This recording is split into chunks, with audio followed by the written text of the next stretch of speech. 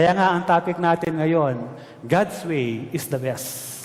Tingnan po natin sa Isaiah 55 verse 7. So sabi po, pwede sa King James,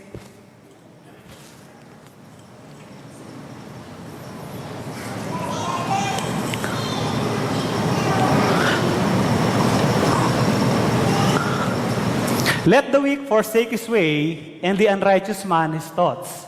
Let him return to the Lord, and he will have mercy on him, and our God, for he will abundantly pardon. Ang sabi po, forsake his way, and the righteous man his thought. So, kailangan po, sa verse 8, sabi po,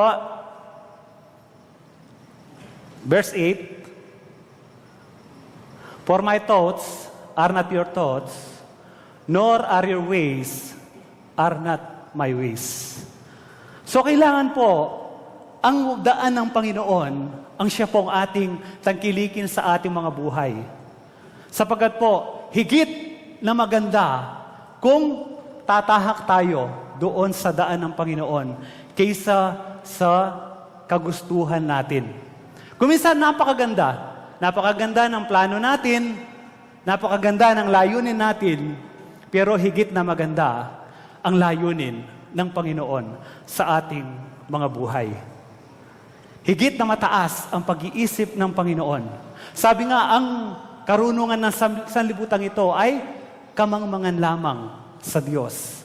Kaya nga, mag-focus tayo sa Panginoon, hindi sa ating sariling pamamaraan, upang sa ganon, hindi tayo mabigo, kundi tiyak ang tagumpay natin.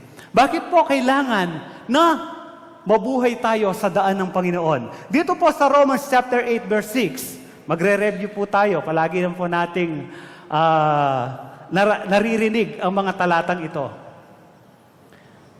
Romans 8:6, for to be carnally minded is death, but to be spiritually minded is life and peace.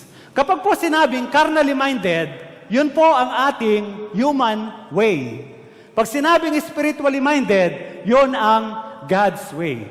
Maliwanag po sinasabi ng talatang ito na kapag human way, ang kahihinatnan ay kamatayan. At kapag God's way, ang kahihinatnan ay buhay, hindi lamang po simpleng buhay ito, kundi buhay na ganap at kasiya-siya na pangako ng Diyos. At kapayapaan. Ngayon po, ganito ang nangyayari. Lahat ng tao, mayaman, mahirap, may pinag-aralan o wala, ang pinakananais po sa buhay nila ay ang life and peace. Zoe life. Yung pong buhay na ganap at kasiya-siya. Wala po sigurong tao na hindi nagnanais ng isang buhay na ganap at kasiya-siya at mapayapang buhay. Lahat yan ay gusto ng mga tao. Kaya nga, pumapatay pa ang ilan para lamang makamtan ang buhay na yan. Pero, ang nangyayari, ganito po, yung application, ang sabi, sa carnally minded, death. Pero ano ang ginagamit ng tao para maranasan ang life and peace? Yung carnally minded. Maging tayo bilang mga Kristiyano, yun ang application na ginagamit natin, yung carnally minded. Kaya nga po, marami ang mga Kristiyano, kung titingnan natin, magkaroon po tayo ng check and balance sa buhay natin, makikita natin, ang application na ginagamit natin is carnally minded. Kapag ang buhay natin nakapokus na doon sa kayamanan, mag-iisip na po tayo, hindi na tayo doon sa spiritually minded. So napaka-imposible na maranasan ng isang tao ang isang buhay na ganap at kasiya-siya sa pamamagitan ng human ability, human way. Kasi walang satisfaction ang human way. Yon ang application na ginagamit niya. Parang ganito, posible ba na kapag ikaw ay pupunta sa Amerika, pupunta ka ng airport, tapos ang sasakyan mo, barko? Posible ba? Ganoon. kaimposible na maranasan natin ang isang buhay na ganap at kasiya-siya kung ang application na gagamitin natin is carnally minded. Imposible na mangyari sa buhay natin. Pero ang masakit, ito ang ginagamit nating pamamaraan. Kaya hindi tayo makakarating doon. So kung titingnan natin sa unang tingin, parang ang taong ito, ginamit niya ang carnal mind, nagtagumpay naman siya. Mayaman pa nga siya kaysa atin eh. Pero totoo bang masaya siya sa buhay niya? Totoo ba na mararasan niya ang life and peace? May konting pakinabang. Yun ang sinasabi ng 1 Timothy chapter 4, verse 8. For bodily exercise profiteth little, but godliness is profitable unto all things, having promise of the life that is now and of that is to come. May konting pakinabang. In the first place, makikita mo, oo nga, parang masaya siya kasi meron siya ng ganito, meron siya ng ganyan. Pero in the end, eventually, hindi siya magiging masaya dahil temporary lamang ang lahat ng pinagpaguran ng tao. Ngayon, mag-focus tayo doon sa life that is now. The life that now is. Kapag ka sumagi sa isip mo, ang katagang yon, life that now is. Ano po? Ang kadalasan, pumapasok sa isip ng tao. Kapag pinag-uusapan, buhay ngayon. Hindi ba kapag sinabing buhay ngayon, ang pumapasok sa isip ng tao is about material things. Kailangan mong mabuhay. Kailangan mo ang material things. Pero ang sinasabi dito, godliness is profitable for all things, having promise of the life that is now. So nagkakaroon tayo ng wrong understanding pag binabanggit ang life that is now. Pumapasok sa isip natin is about material things. Bakit material things? Kasi iniisip ng tao, kapag ka meron siyang material things, meron siyang security. Meron siyang joy, meron siyang peace. Di ba yon ang iniisip ng tao na magiging bunga kung may material things siya? So gaano ba katotoo na kapag may material things ka, meron kang security, meron kang peace, at meron kang joy? Baka pansamantala lamang yon.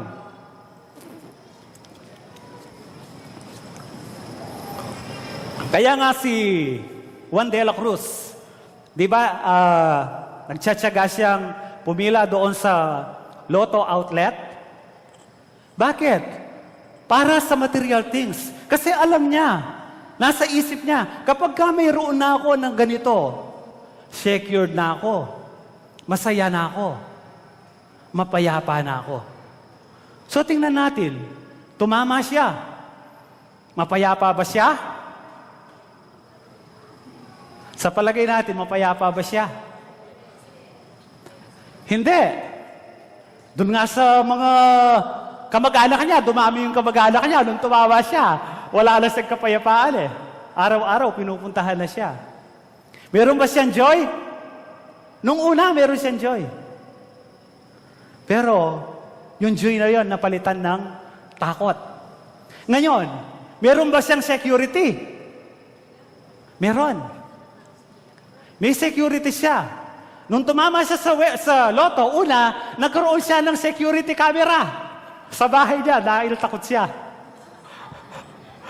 Pagkatapos, hindi pa siya nakontento doon sa security camera kasi takot nga siya eh. Nagkaroon pa siya ng security guard. So yung tunay na security, hindi niya nakamtan. Kasi kung talagang secured siya, di ba yung taong secured, wala siyang kinatatakutan. Katulad natin, dahil secure tayo, malaya tayong gumagala-gala. Kahit nga alas 11 ng gabi, gumagala pa tayo. Nandoon yung security natin. Pero sa kayamanan, hindi natin masasabi na talagang makukuha natin yung security. So kagaya nga ng sinasabi sa Luke chapter 12, verse 9 to 20, ito po yung mayaman na napakabait. So sabi po dito, and I will say to my soul, soul, you have many goods laid up for many years. Take your ease, eat, drink, and be merry. Pero ano po ang sabi ng Diyos? But God said to him, fool, this night your soul will be required of you. Then whose will those things be which you have provided? So yun po. Nasaan ang security kung sa kayamanan tayo magdidepende? Sino ang makikinabang? Ipon ka ng ipon. Hindi mo man natikman yung pinagpaguran mo, iba ang nakatikim. Kaya nga, malagi nating naririnig, enjoy life. Napakasimple lamang na i-enjoy ang buhay. Hindi naman kailangan na napakagarbo. Kagabi, nag-enjoy kami. Kumain lamang kami ng 2 pinaupong itik, hinihaw na bangos, hinihaw na hito, at saka lang shabu-shabu. Enjoy life. Gumastos lamang kami tig-100. Pero naranasan namin, kasama ng mga kapatid, yung kagalakan, yung joy, yung peace, yung security. So napakasimple lamang po ng buhay. Huwag na po nating pahirapan. Wala sa material things ang security, joy, and peace. Hindi po ang sinasabi, yung life that is now and of that which is to come. Yung buhay ngayon at yung buhay na darating is about godliness. Hindi material things, kundi godliness. Kapag ka tayo po ay may godliness, tiyak, meron tayong security. Tiyak, meron kang joy, meron kang peace, at meron ka pang love. Yun po ang bunga ng godliness. Kaya nga po yung spiritual things, ito ay magbubunga sa atin ng tunay na kapayapaan.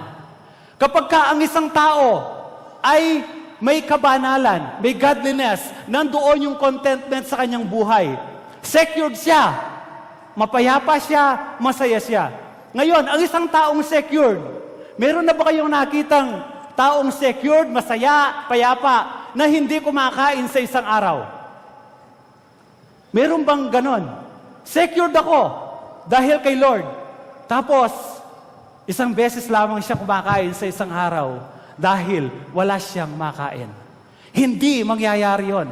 Ang sabi nga ng Matthew 6:33, seek ye first the kingdom of God and His righteousness, and all these things shall be added unto you. Kaya nga yung taong may godliness, hindi siya magkukulang. Sapagkat ang lahat ng kailangan niya, ito ay ibibigay ng Panginoon. Gaano katotoo ang bagay na ito? 100% totoo. Pero dahil sa human way natin, human thinking, nadadaig tayo. Tumitingin tayo sa panlabas, but then, hindi magsisinungaling ang Diyos. Ito ang pangako niya. Subukan mo, seek ye first the kingdom of God. Kung hindi ka tunay na pinagpala.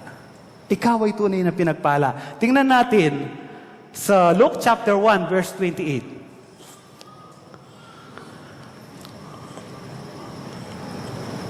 Sa Luke 1:28, and having come in, the angel said to her, rejoice, highly favored one, the Lord is with you, blessed are you among women.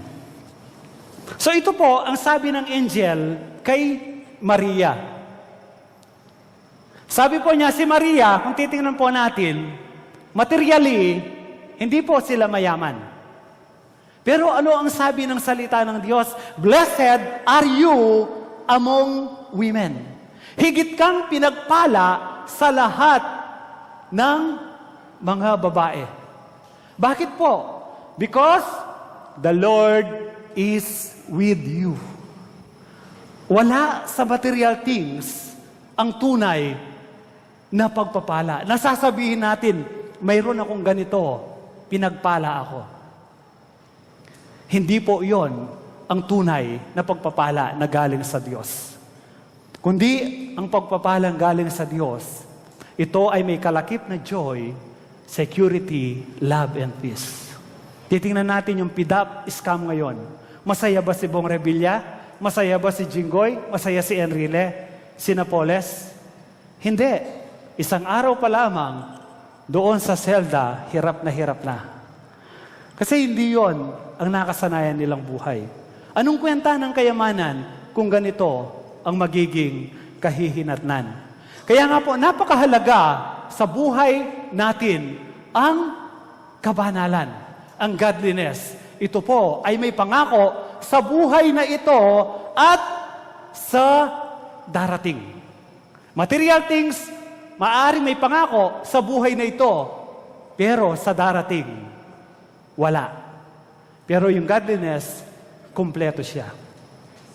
So yung godliness, hindi po natin ito pinagpaguran. Yung godliness ay kaloob ng Diyos. So paano po ito magiging pakinabang sa atin? Yung godliness po, para yung binhi. Nasa atin na ang binhi. Kung hindi mo itatanim ang binhi, walang pakinabang. Gayon din po ang godliness na nasa atin. Kailangan po i-exercise natin. Kaya nga po yung bodily exercise profited little, but spiritual exercise is profitable unto all things. Kailangan i-exercise natin sa ating buhay. Tingnan po natin kung gaano kahalaga ang godliness sa buhay ng isang tao. 2 Peter 1:3-4. As His divine power has given to us all things that pertain to life and godliness, through the knowledge of Him who called us by glory and virtue. So, yung godliness po ay lalong magiging pakinabang sa atin kung lalong lumalalim ang ating pagkakilala sa ating Panginoon. Kahit po hindi tayo magbasa ng Biblia, kahit hindi tayo mag-aral, tinanggap natin ang Panginoon, you are saved. Ligtas ka. Pero hanggang doon na lamang yon. Pero hanggat hindi mo kikilalanin ng lubusan ng Panginoon sa buhay mo, hindi ka lubusang makikinabang. Kaya nga kailangan makilala natin ng lubusan ang Panginoon. And there's a verse 4, by which we have given to us exceeding great and precious promises, that through this you may be partakers of the divine nature, having escaped the corruption that is in the world through lust. Kung titingnan natin ang pangako ng Diyos, hindi material things. Sabi nga ni Pastor, pinaka-list na concern ng Panginoon is about material things. Yon ang pinaka-minor things pagdating sa Panginoon na minemajor natin. Minor things ang material things. So, ang sabi niya, binigyan tayo ng pangakong ito para magkaroon tayo ng bahagi sa kabanalan ng Diyos. At iyon ang magdadala sa atin upang matakasan natin ang corruption of this world. Ano po ang tinutukoy dito? Para mapagtagumpayan natin ang ating sarili. Kasi po, hanggat hindi natin mapagtatagumpayan ang ating sarili, hindi natin mararanasan ang isang buhay na ganap at kasiyasiya. Dahil hindi po ito kayang ipagkaloob ng mundo. So yun po, upang makaiwas tayo sa corruption that is in the world through lust. Para mawala na po ang ating panlasa sa mga bagay dito sa sanlibutan. So ano po ang pinakamahigpit nating kalaban dito? Ang sarili natin. Hindi po ang dyablo ang pinakamahirap nating kalaban. Minsan iniisip natin, ang dyablo ang mahigpit nating kalaban. Hindi po, ang sarili natin ang pinakamahigpit nating kalaban. Basahin po natin ang James 4:7. Ang sabi po, therefore submit to God, resist the devil, and he will flee from you. Ganoon po kasimple. Isabit mo ang sarili mo sa Diyos, dyablo, lumayas ka, at lalayas siya sa iyo. So hindi po siya ang mahigpit nating kalaban, kundi ang ating sarili ang pinakamahigpit nating kalaban. James chapter 3 verse 8. Yung James chapter 3 verse 8 po, ito po isang bahagi pa lamang ng ating katawan. But no man can tame the tongue. It is an unruly evil full of deadly poison. Ikaw yon. Di ba? Ang sabi, yun daw, dila, walang makasupil. Unruly evil, talaga napakasama. At puno ng lason. So kahit na anong gawin mo, hindi mo kayang supilin ang sarili mo. E paano ngayon? Hindi pala natin kayang supilin ang ating sarili. Di ba nung tinanggap natin ang Panginoon, sismosa ka nung tinanggap mo ang Panginoon? Nung ba tinanggap mo siya, siniper mo yung bibig mo? Di ka na nagsalita? Hindi, nagsasalita ka pa rin. Kung madaldal ka nang tanggapin mo ang Panginoon, madaldal ka pa rin hanggang ngayon. Hindi mo kayang supilin. Hindi na pwedeng putulin mo ang dila mo. Kapag pinutol mo yan, magsusula ka pa rin. So, walang makasupil sa dila. Eh ngayon, ano ang solusyon? Kung ganun pala, walang makasupil sa iyong sarili. Hindi mo kaya. So, ganito po ang solusyon. Luke 6:45.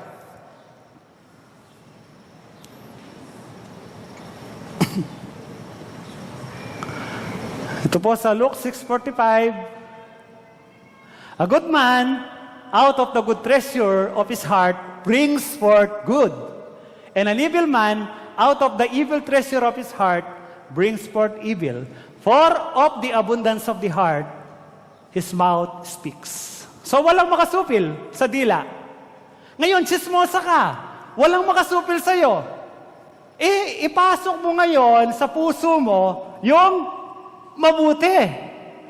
Ngayon, chismosa ka pa rin. At least, lumalabas sa bibig mo si Jesus. Wala kang tigil sa kachismis, pero ang chinichismis mo ngayon, hindi na yung kapitbahay mo, kundi si Jesus na ang chinichismis mo. Eh, nagamit pa yung kadaldalan natin, di ba? So, yun ang solusyon. Kasi hindi mo mapigil eh. So, napakaganda ng solusyon. Out of the abundance of the heart, the mouth speaketh. Hindi mo kayang manahimik. Maganda, ipasok mo yung mabuti sa puso mo. At palagi mong sasabihin, Jesus is Lord, Jesus is good. So, hindi na yung kapitbahay ko, ganito, ganito. Pero ngayon, si Jesus pala, ganito siya. Napakabuti niya. Yun na ang lalabas sa iyong bibig. So, kailangan ma-overcome natin ang ating sarili. Hindi sa ganang ating kalakasan, kundi sa pamamagitan ng salita ng Diyos, ma-overcome natin ang ating sarili. Kasi po, kapag ka na-overcome natin ang ating sarili, ano pa ang hindi natin kayang gawin? Ano pa ang hindi makapangyayari? Wala na. Kasi na-overcome mo na ang sarili mo eh. Yun ang kailangan nating i-overcome. Kapag napagtagumpayan natin yon. Ngayon titingnan natin kung napagtagumpayan na ba natin ang ating sarili. Dito sa Matthew chapter 38, verse 5:38 to 44. Medyo mahaba po ito. You have heard that it was said, an eye for an eye and a tooth for a tooth. Yun po ang sinasabi sa Old Testament. Mata sa mata, ngipin sa ngipin. Kapag ka sinuntok ka, suntukin mo rin siya. Yun ang sinasabi ng Old Testament. Pero ngayon, but I tell you, not to resist an evil person, But whoever slaps you on the right cheek, turn the other to him also. If anyone wants to sue you and take away your tunic, let him have your cloak also. Madali po ba? Napakahirap, di ba? In human way, napakahirap. Tuloy po natin. And whoever compels you to go 1 mile, go with him 2. Give to him who asks you, and from him who wants to borrow from you, do not turn away. Ito po, medyo napakahirap din ito. Alam mo ba'y umihiram? Huwag mo siyang hayaan na aalis na hindi mo pinahiram. Di po ba napakahirap? You have heard that it was said, you shall love your neighbor and hate your enemy. Yun po ang sinasabi doon sa Old Testament. But, gayon po, But I say to you, love your enemies, bless them who curse you, do good to those who hate you, and pray for those who spitefully use you and persecute you. In human capacity, in human way, kaya ba nating gawin ang ating binasa ngayon? Hindi natin kayang gawin. Siguro, sa human way, yung binasa natin, makikita natin, kawawa dito si Paquito Diaz. Sige, sasabihin ni Fernando po, kapag puno na ang salop, kailangan ng kalusin. Isang bala ka lang. Kasi biro mo, sampaling ka raw sa kabilang pisngi, ibigay mo pa yung isa. Kapag ka may galit sa'yo, ibigin mo pa siya. So, napakahirap kung sa ating sariling kakayahan. Pero, in God's way, kaya nating gawin ito. So, ang kailangan, yun nga, magpasok tayo ng mabubuting bagay sa ating mga puso. Naalala ko yung kinukwento nila na isa raw supervisor na narinig niya yung estudyante niya na pinagmumura yung supervisor. Talagang kung ano-anong sinasabing masasakit. So naririnig siya ng supervisor, nagmumura yung estudyante. So, ano po ang ginawa ng supervisor? Yung principal pala. Di ba kung sa human way, estudyante siya, tapos principal ka, pag magmumura siya sa'yo, anong gagawin mo? Siguro, babatukan mo. Pero po, ano raw ang ginawa ng principal? Tinawagan yung bata. Dinala sa office, nilagay doon sa malapit sa aircon, binlower pa, tapos, nagpabili raw ng merienda. Eh dahil makapal yung bata, nagmerienda naman. Pero, mura siya na mura doon sa principal, tapos nung pinamerienda, nagmerienda. Makapal talaga yung mga bata ngayon. Hindi katulad namin noon. Biro lang po. So yun po ang nangyari. Nagmerienda yung bata, pagkatapos magmerienda, kinausap ng principal. O itong, anong problema mo? Ay ma'am, patawad po. May bigla akong umupo. Mapali ko umupubunto, kanya sabi ko ito. Tingnan niyo po ninyo. Dahil ang ipinasok niya, pagmamahal doon sa bata, hindi man siya kinompronta ng principal, nag-sorry kaagad yung bata. Yun ang nagagawa ng pag-ibig. Kaya kung ang ipapasok natin sa ating puso ay salita ng Diyos, hindi po imposible na magagawa natin ang bagay na ito. At kapag ka nagawa natin ang bagay na ito, ang sabi ko nga, wala nang imposibleng bagay. Hindi na eksena si Fernando po sa bagay na yon. Hindi na kapag puno na ang salop, kundi ang sasabihin mo, kagaya ng sinabi ng Panginoon, not my will, but your will be done.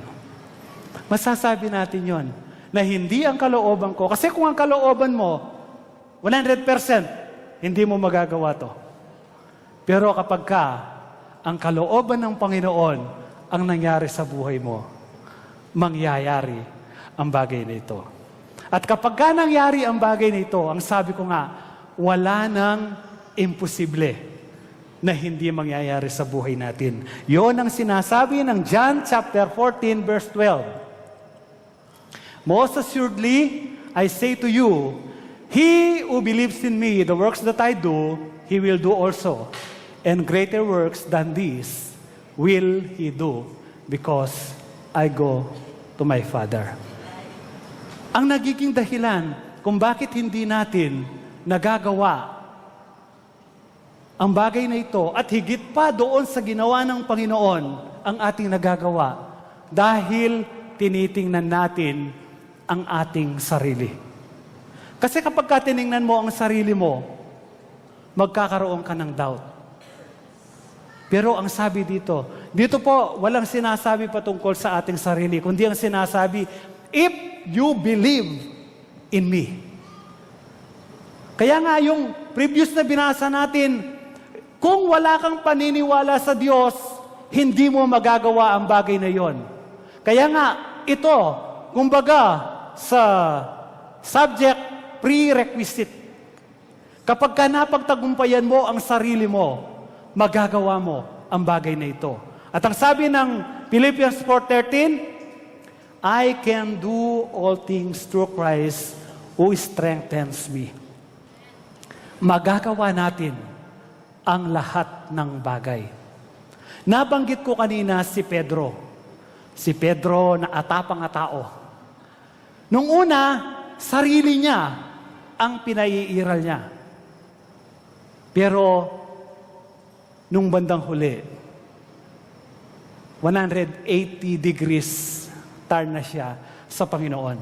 Tingnan naman natin ang nangyari. Dito sa Acts chapter 5, verse 15 to 16. So that they brought the sick out into the streets and laid them on beds and couches, that at least the shadow of Peter passing by might fall on some of them. Also a multitude gathered from the surrounding cities to Jerusalem, bringing sick people and those who were tormented by unclean spirit. And they were all healed. Tingnan po ninyo, ang Panginoon hindi man niya ginawa to na kailangan, mayroon pang humipo sa kanyang laylayan ng damit. Kailangan i-touch muna ng Panginoon ang mata ng isang bulag para gumaling. Pero po tingnan ninyo ito. Si Peter, dumadaan lamang sa daan, yung matamaan ng kanyang anino, gumagaling. Posible po na mangyari ang bagay na ito sa buhay natin. Kasi si Peter, hindi na sa sarili niya nagdidepende, kundi nagdidepende na siya sa Panginoon. Ang tanong, ilan na ba ang nakarating dito? So yun ang laging tanong sa amin Ilan na ba ang nakarating sa bagay na ito? Huwag na po nating problemahin kung ilan na. Ang importante, lahat tayo ay papunta dito. Lahat tayo ay may kakayahan na makarating, na madaanan lamang natin ang mga tao matamaan ng ating mga anino. Sila ay gagaling na. Yung dating bulag, nakakalakad na ngayon. So hindi po. Dapat po kung bulag, pwede siyang gumaling. So di po, yun po ang challenge sa atin ngayon, na alam natin, papunta po tayo doon. Doon nga po sa survey, 3 out of 10 sa mga Pilipino, yun lamang po ang capable na makapagpagamot. So sabi po, sa bawat 7 sa 10 Pilipino, namamatay nang hindi nakakapagpagamot. Napakasakit po. 7, hindi nakatikim ng doktor. Napakaganda po sana, kahit hindi sila makatikim ng doktor, kung dahil sa atin ng mga mananampalataya, kagaya ni Peter, gagaling sila. So, mayroon po tayong kakayahan sa pamamagitan ng Panginoon na tayo ay makarating doon. Ang kailangan lamang po natin is consistency. Kailangan maging consistent tayo, hindi sa sarili natin, kundi sa Panginoon. Kailangan hindi tayo manangan sa ating sarili, kundi manangan tayo sa Diyos. Sabi ng Psalm chapter 37 verse 4, malapit na po tayo magtapos, delight yourself also in the Lord, and He shall give you the desire of your heart. Huwag po tayong sa sarili natin. Hanapin natin ang ating kaligayaan sa Panginoon. At ang pangarap natin ay ating makakamtan. Hindi po sa ating sarili, kundi sa Panginoon. At Joshua 1:8, palagi po nating naririnig ang mga talatang ito. Sa Joshua 1:8, this book of the law shall not depart from your mouth, but you shall meditate it day and night, that you may observe to do according to all that is written in it. For then you will make your way prosperous, and then you will have good success. Kailangan po consistent yung ating pag-aaral ng salita ng Diyos. Ang sabi ko nga po kanina, mag-aral tayo ng salita ng Diyos o hindi, basta tinanggap natin ang Panginoon, tayo ay ligtas na. Pero po hindi natin lubusang mararanasan yung prosperity, yung good success, kung mananatili na tayo doon at magdidepende na tayo sa ating sarili.